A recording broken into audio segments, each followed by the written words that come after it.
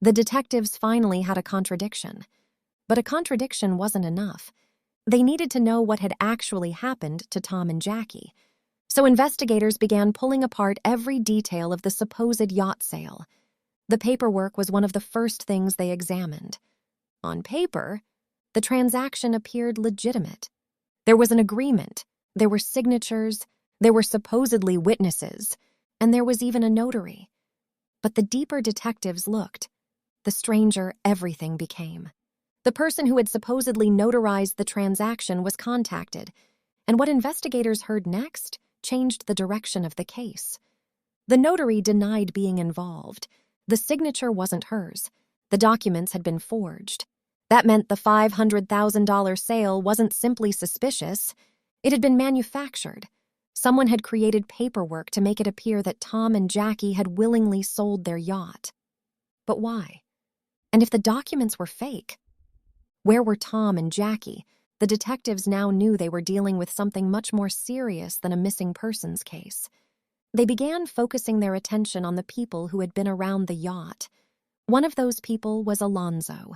He had supposedly been present during the transaction, but investigators wanted to know exactly what Alonzo knew, so they brought him in for questioning. At first, Alonzo maintained the same story. He claimed the yacht had been purchased legitimately.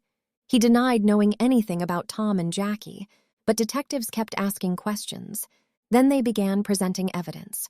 The forged documents, the missing couple, the SUV in Mexico, the strange cash transaction, piece by piece. The story Alonzo had been telling became harder to maintain. Eventually, he broke. Alonzo admitted that the yacht sale was a lie. Tom and Jackie hadn't sold well-deserved.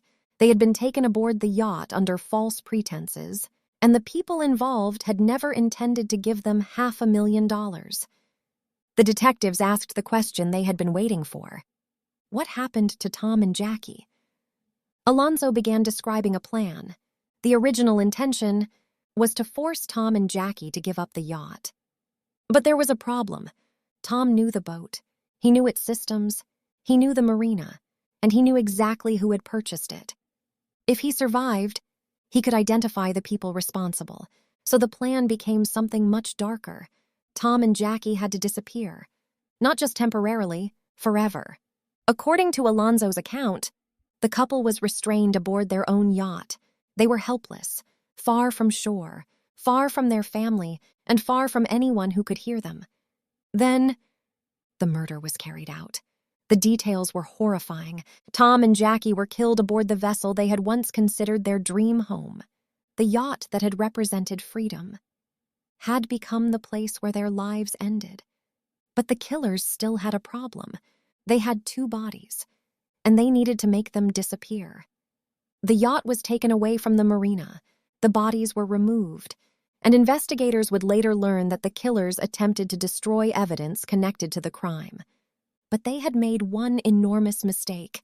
They had left behind a trail. Financial records, false documents, the SUV, the yacht, and most importantly, people who knew what had happened. The investigators now had enough information to understand that Skylar wasn't acting alone. They began reconstructing the roles of everyone involved. Skylar had been the central figure. He had presented himself as the wealthy buyer. He had built trust with Tom and Jackie. He had helped create the story surrounding the yacht purchase, and he had been directly connected to the people who carried out the plan. But the investigation didn't stop with Skylar. Detectives began looking at his wife, Jenny. She had claimed that the yacht belonged to her family. She had supported the story about the $500,000 payment. She had been connected to the paperwork, and now investigators wanted to know, how much did she actually know? The case was growing. More suspects, more interviews, more contradictions, and more evidence. But there was still one question hanging over everything. Where were Tom and Jackie? Investigators knew they had been killed. They knew the yacht had been used in the crime, but finding the bodies would be crucial. Without them, the defense could challenge the story. The prosecution needed evidence, and the families needed answers. So investigators went back to the ocean. They began reconstructing the final journey of Well-Deserved. They studied where the yacht had traveled. They examined the timing. They looked at the distances. And they tried to determine where the couple could have been taken. The ocean was enormous, and it could hide almost anything, but investigators refused to give up. Then came another breakthrough. Evidence began pointing toward a remote location, a place where the killers believed nobody would ever look. The search intensified, and eventually, investigators recovered evidence that confirmed the horrifying truth. Tom and Jackie were dead.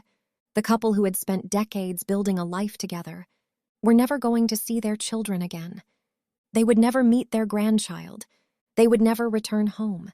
Their dream retirement had ended in murder. And the yacht they had named Well-Deserved had become one of the most important pieces of evidence in the entire investigation. But now investigators had another problem. They needed to prove exactly who had planned the murders and what each person had done. The case was no longer about finding two missing people. It was about proving a conspiracy. And the evidence was beginning to point directly towards Skylar Deleon, the man who had first appeared to be nothing more than a wealthy buyer, was now at the center of a murder investigation.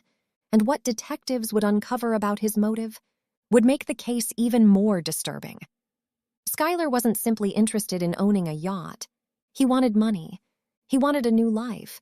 And according to investigators, he was willing to kill two innocent people to get it. The perfect buyer had never existed. The yacht sale had been a trap, and Tom and Jackie had been the targets. Now, the question was no longer whether Skylar was involved. It was how far the conspiracy went, and whether everyone involved would tell the truth before the case reached the courtroom.